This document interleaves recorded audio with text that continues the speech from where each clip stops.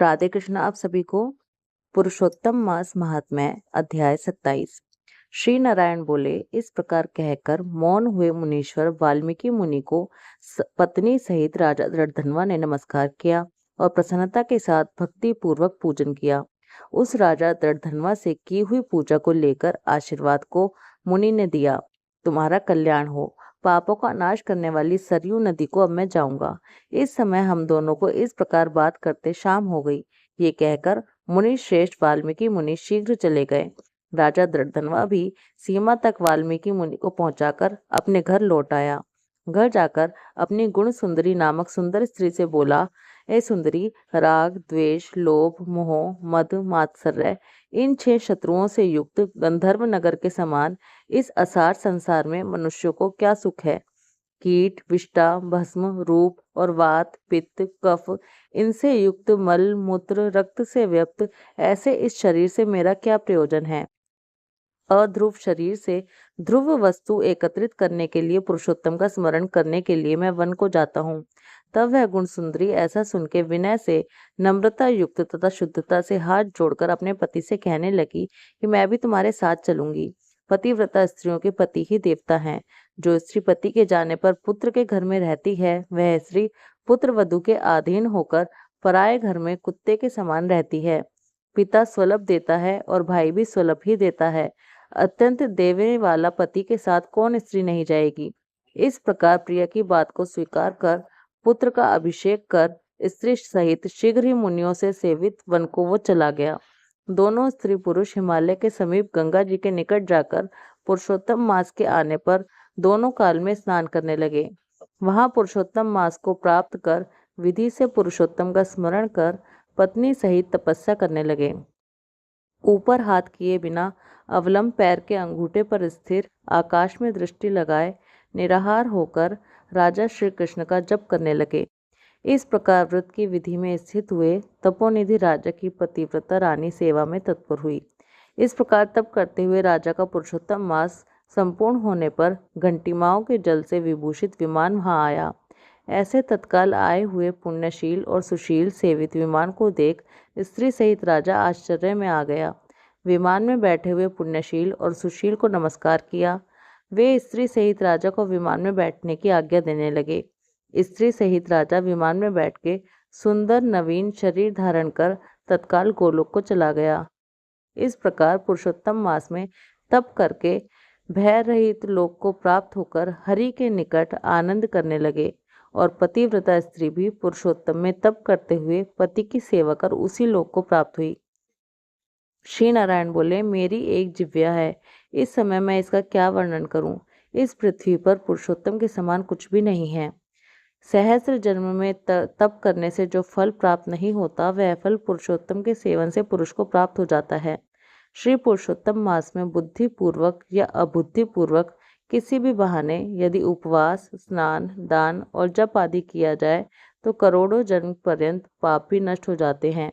जैसे दुष्ट बंदर ने अबुद्धि पूर्वक 3 रात तक पुरुषोत्तम मास में केवल स्नान कर लिया तो उसके पूर्व जन्म के समस्त कुकर्मों का नाश हो गया और वह बंदर भी दिव्य शरीर धारण कर विमान पर चढ़कर जरा मरण रहित गोलोक को प्राप्त हुआ।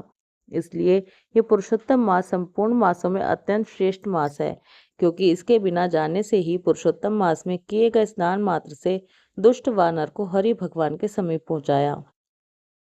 श्री पुरुषोत्तम मास का सेवन जो नहीं करने वाले हैं, वे महामूर्ख हैं। वे धन्य हैं और कृतकृत्य हैं तथा उनका जन्म सफल है जो पुरुष श्री पुरुषोत्तम मास का विधि के साथ स्नान, दान, जप, हवन और उपवास करते हैं। नारद मुनि बोले, वेद में समस्त अर्थों का साधन करने वाला मनुष्य शरीर कहा गया है, लेकिन यह वानर भी व्यास से पुरुषोत्तम मास का सेवन कर साक्षात मुक्त हो गया। संपूर्ण प्राणियों के कल्याण के निमित्त मुझे इस कथा को सुनाइए। इस वानर ने 3 रात तक स्नान कहाँ किया? ये वानर कौन था? ये आहार क्या करता था? उत्पन्न कहाँ हुआ? कहाँ रहता था?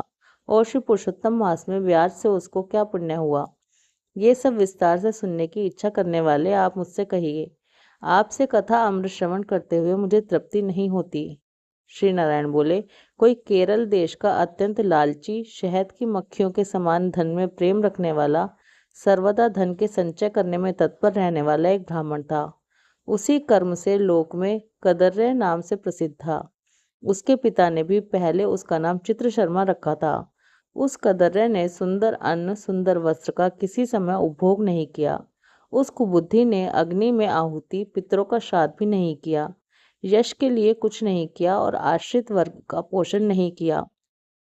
अन्याय से धन को इकट्ठा कर पृथ्वी में गाड़ दिया। माघ मास में उसने कभी तिल दान नहीं किया। कार्तिक मास में दीपदान और ब्राह्मण को भोजन नहीं कराया।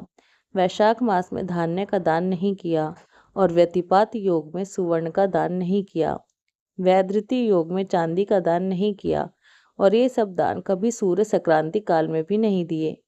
चंद्र ग्रहण सूर्य ग्रहण के समय न जप किया और न अग्नि में आहुति दी।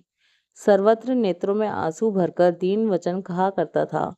वर्षा आयु आतप से दुखित दुबला और काले शरीर वाला वह मूर्ख सर्वदा धन के लोभ से पृथ्वी पर घूमता था।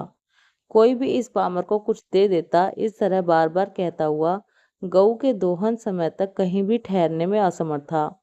लोक के प्राणियों के धिक्कारने से जला हुआ और उद्विग्न मन होकर वो घूमता था। उसका मित्र कोई बनेचर वाटिका का मालिक था। उस कदर ने उस माली से बार बार रोते हुए अपने दुख को कहा, नगर के वासी मेरा नित्य तिरस्कार करते हैं, इसलिए उस नगर में मैं नहीं रह सकता।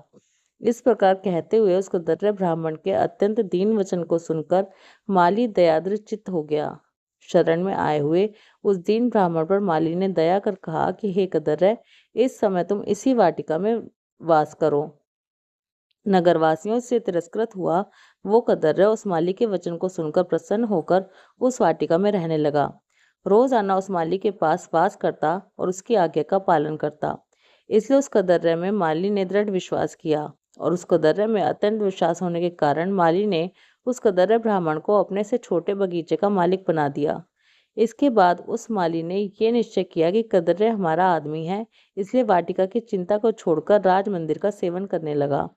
राजा के यहाँ उस माली को बहुत कार्य करता था, इसलिए और पराधीनतावश वाटिका की ओर वह कभी नहीं आया।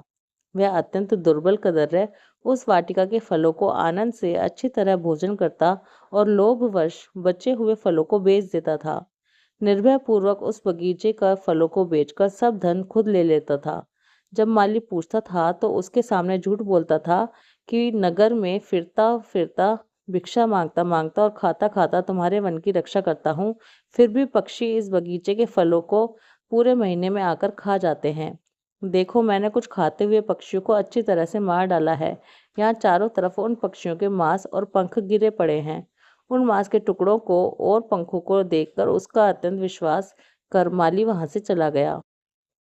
इस प्रकार अत्यंत जर्जर उस दुष्ट कदर्य के वास करते 87 वर्ष व्यतीत हो गए।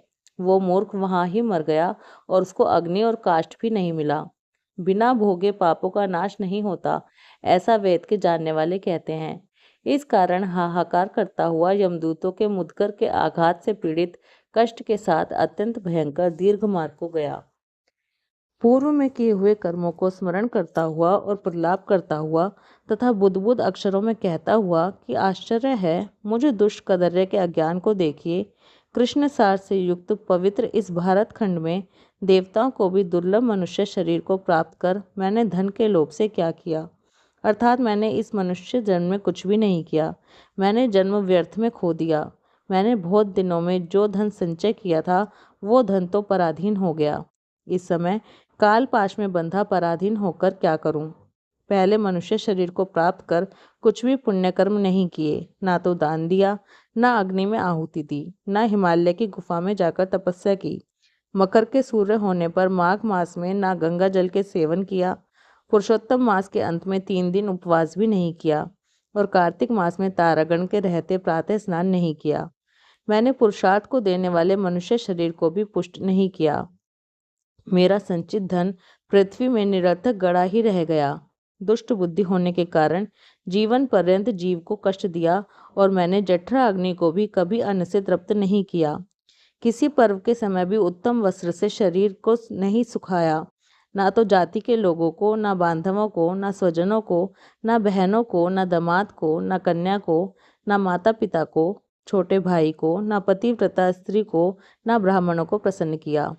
इन लोगों को एक बार भी मिठाई से कभी तृप्त नहीं किया। इस प्रकार रोते हुए उस कदर्य को यमदूत यमराज के पास ले गए। उसको देखकर चित्रगुप्त ने उसके पाप पुण्य को देखा और अपने स्वामी धर्मराज से कहा कि हे महाराज, ये ब्राह्मणों में अधम कृपण है। धन के लोभी इस कुछ दुष्ट कदर्य का कुछ भी पुण्य नहीं है। वाटिका में रहकर इसने बहुत पाप किया। माली का विश्वास पात्र बनकर खुद फलों को चुराया और जो जो पके हुए फल थे उनको खाया, और जो खाने से बचे हुए फल थे उसको इस दुष्ट ने धन के लालच में बेच दिया। एक फलों के चोरी का पाप, दूसरा विश्वासघात का पाप है। हे प्रभु, ये दो पाप इस कृपण में अत्यंत उग्र हैं, और भी इसमें कई प्रकार के अनेक पाप हैं। नारद मुनि बोले, इस प्रकार ब्रह्मा के पुत्र चित्रगुप्त के वचन को सुनकर अत्यंत क्रोध से युक्त धर्मराज ने कहा कि ये कदर्य 1000 बार वानर योनि में जाए और विश्वासघात का फल इसको बाद में मिलेगा। पुरुषोत्तम मास महात्म्य अध्याय 27 समाप्त। ओम नमो भगवते वासुदेवाय। राधे कृष्णा।